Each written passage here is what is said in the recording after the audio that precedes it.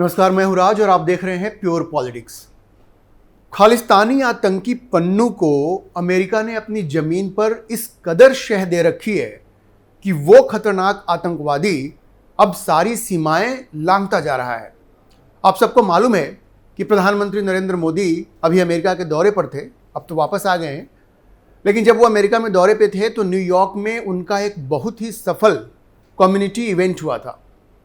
अब पहले तो पन्नू और उसकी ये जो आतंकी संस्था है सिक्स फॉर जस्टिस, जिसको भारत में बैन किया गया है, उसने इस इवेंट को डिसरप्ट करने का प्रयास किया लेकिन सफल नहीं हो पाए। वहाँ की पुलिस को इवेंट स्थल के आसपास से ये जो एसएफजे है उसने जो वहाँ पे भड़काऊ प्रचार सामग्री रखी थी, बैनर वगैरह, इन सबों को हटाने पड़े। और उन पे क्या लिखा हुआ था? उन पर लिखा हुआ था target enemy of America, face of India's Hindu terror.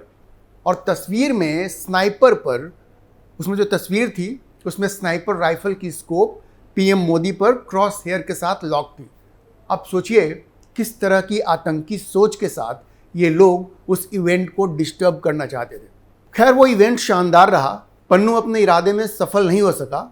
लेकिन उस इवेंट की सफलता से पन्नू इस कदर बौखला गया कि उसने उस इवेंट के बाद एक वीडियो रिलीज किया जिसमें उसने उन सारे इंडियन अमेरिकन्स को टारगेट किया जो मोदी के इवेंट में शामिल हुए थे। उसने उन्हें गद्दार कहा और उन्हें अमेरिका छोड़कर भारत वापस चले जाने के लिए धमकाया, क्योंकि पन्नू के अनुसार वे सारे लोग मोदी के हिंदुत्व विचारधारा को फॉलो करते हैं। कार्यक्रम के आयोजकों और उपस्थित लोगों पर अपनी हताशा व्यक्त करते हुए आतंकवादी पन्नू ने कहा कि इस कार्यक्रम की योजना बनाने और वित्त पोषण फाइनेंस करने वाले सभी लोग मोदी की हिंदुत्व विचारधारा के अनुयायी हैं।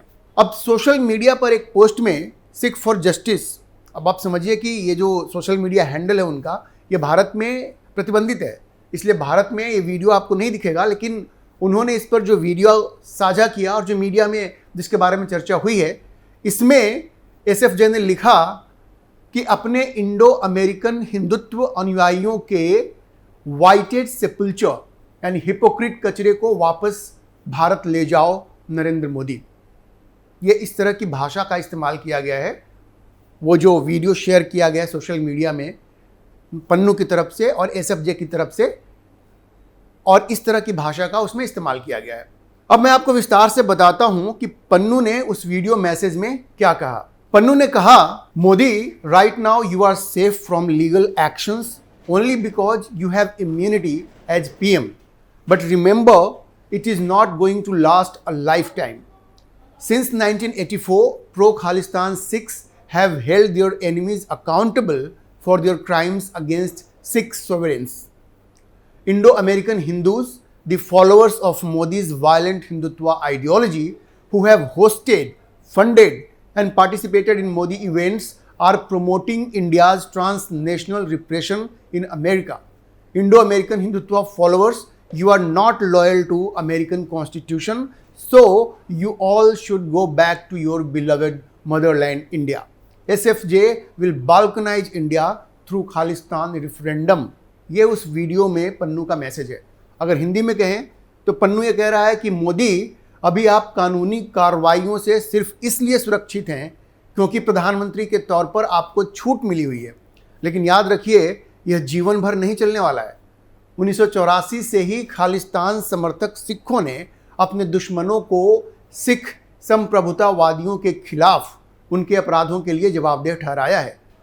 मोदी की हिंसक हिंदुत्व विचारधारा, पन्नू आगे कहता है कि मोदी की हिंसक हिंदुत्व विचारधारा के अनुयायी इंडो अमेरिकन हिंदू जिन्होंने मोदी के कार्यक्रमों की मेज़बानी की और उनमें हिस्सा लिया, वे अमेरिका में भारत के अंतर्राष्ट्रीय दमन को बढ़ावा दे रहे हैं।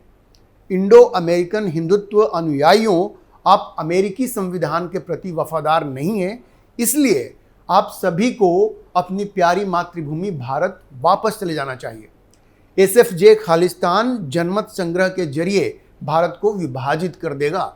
आप देखिए पन्नू की कितनी हिम्मत हो गई है, वो भारत के विभाजन की बात कह रहा है। एक तो जिन लोगों ने भी इस इवेंट में पार्टिसिपेट किया उनको वो कह रहा है कि आप देशभक्त नहीं हो, जैसे अमेरिका में रहने वाले जितने लोग हैं वो सब खालिस्तानियों की जय जय करें तो वो देशभक्त हो जाएंगे, और खालिस्तानियों का विरोध करेंगे तो वो गद्दार हो जाएंगे।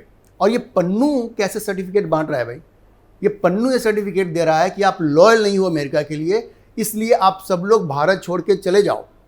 अब देखिए, इसमें जो सबसे खतरनाक बात पन्नू ने प्रधानमंत्री मोदी के लिए कही है, अगर आप इसको ध्यान से देखेंगे तो आपको ये समझ में आ जाएगा कि खतरा कितना ज़्यादा है।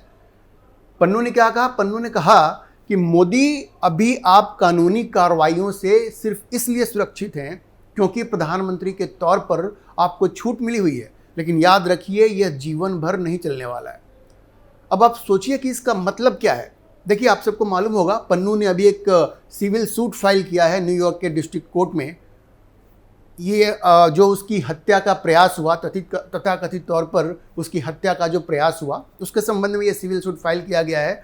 और उसमें उसने जिन लोगों को अक्यूज्ड बनाया है उसमें गवर्नमेंट ऑफ इंडिया है, अजीत डोवाल हैं नेशनल सिक्योरिटी एडवाइज़र, फॉर्मर जो रॉ के चीफ हैं सामंत गोयल वो हैं, निखिल गुप्ता हैं और वो यादव हैं। लेकिन इसमें एक बात खास है जो कही गई है इस सिविल सूट में।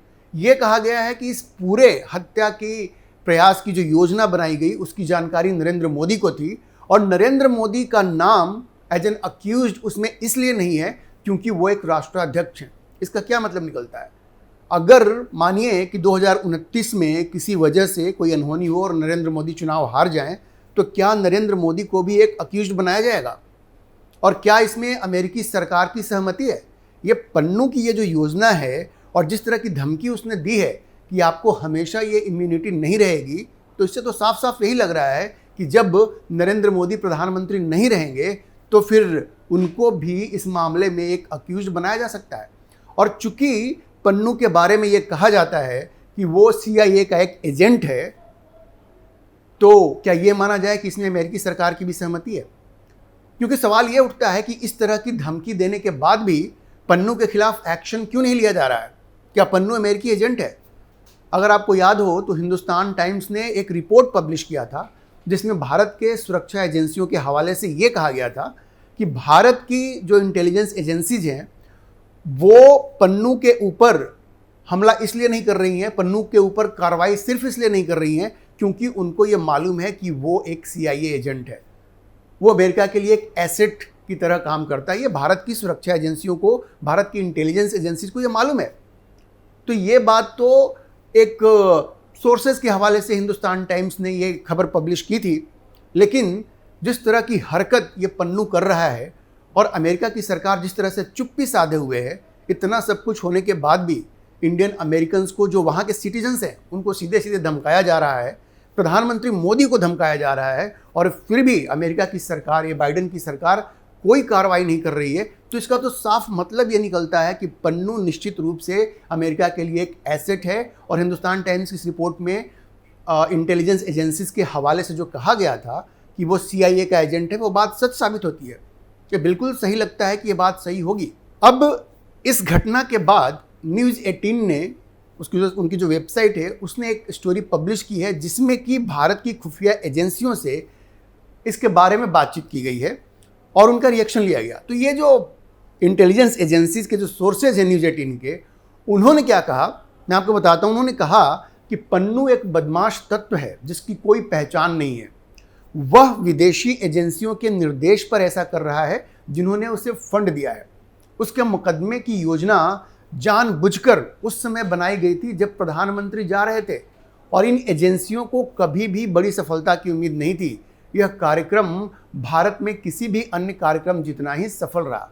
अब देखिए, जो एजेंसीज हैं उनको ये मालूम है कि ये सब कुछ, ये जो सिविल सूट जो फाइल किया गया था पन्नू की तरफ से, ये प्रधानमंत्री मोदी की यात्रा को ध्यान में रख करके ही किया गया था। उनको लग रहा था कि शायद प्रधानमंत्री मोदी के खिलाफ भी कोई कार्रवाई हो सकती है, जबकि उनको तो इम्यूनिटी मिली हुई है। लेकिन भारत की जो सुरक्षा एजेंसियां हैं वो इनको इस बात का पूरा अंदाज़ा था कि पन्नू इस दौरे के दौरान ये इस तरह की डिस्टर्बेंस क्रिएट करने की कोशिश कर सकता है। ये तो थैंकफुली वहाँ पे कुछ हुआ नहीं और ये कार्यक्रम सफल हो गया। लेकिन सबसे बड़ा सवाल यही है, अभी भी वही सबसे बड़ा सवाल है कि पन्नू भारत के टुकड़े टुकड़े करने की बात कह रहा है। वो कह रहा है कि हम हिंदुस्तान को बाल्कनाइज कर देंगे, हिंदुस्तान के टुकड़े कर देंगे। अमेरिका की धरती से वो ऐसी बात कर रहा है। प्रधानमंत्री नरेंद्र मोदी को धमकी दे रहा है कि आपके पास हमेशा इम्यूनिटी नहीं रहेगी और सोच लीजिए उसके बाद आपका क्या होगा। वहाँ रहने वाले भारतीय अमेरिकन को धमका रहा है कि तुम मोदी के इवेंट में आए हो तो तुम भारत छोड़ के चले जाओ, जैसे वो लग रहा है अमेरिका का वही ओनर है। ये तो तभी हो सकता है जब अमेरिका की सरकार ने उसको शह दे रखी हो। उसकी हर इस तरह की हरकत को वहाँ की सरकार नज़रअंदाज करते जा रही है और उसका परिणाम ये हो रहा है कि पन्नू का मन बढ़ता जा रहा है और वो इस तरह की हिंसक बातें वो कर रहा है। और भारत में जो हिंसक गतिविधियां करने की उसकी कोशिश रहती है वो तो है ही, इसी वजह से उसकी संस्था को भारत में बैन किया गया है।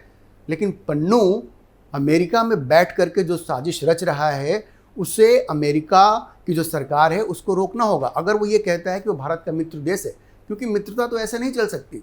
आपकी ज़मीन पर बैठ करके एक आतंकी भारत के टुकड़े टुकड़े करने की कोशिश कर रहा है, भारत के प्रधानमंत्री को धमकी दे रहा है और आप कुछ नहीं कर रहे हैं, आप कोई एक्शन नहीं ले रहे हैं।